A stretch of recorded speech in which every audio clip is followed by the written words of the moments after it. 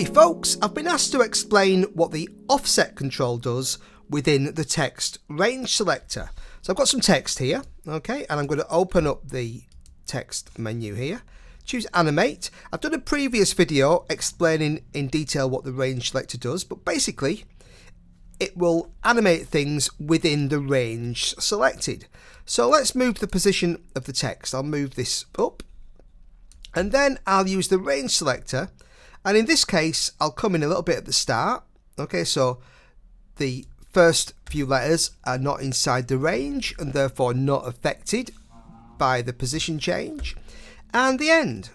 Okay, so only the text between these two red lines has a change of position. You can see I can use that to animate this in and out.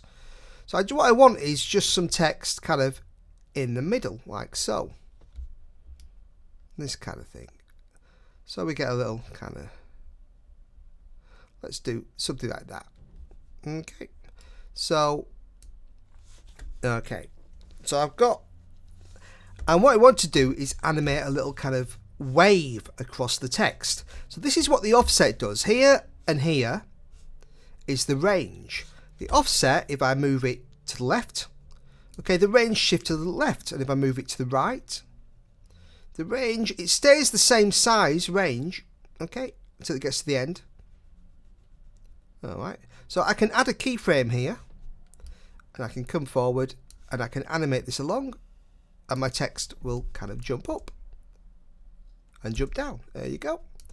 So a very simple application of the offset button. But that's all it's doing. It's moving it. If you go minus, negative, you go back, okay, it changes the range to the left. If you go right, it shifts the range to the right. Okay, the smaller the range, let's just do a couple of letters like so. Okay, you'll see how it just moves at that range, just those three letters popping up there. Okay, so there you go. And that very simple explanation of the range selector offset. Thanks for watching.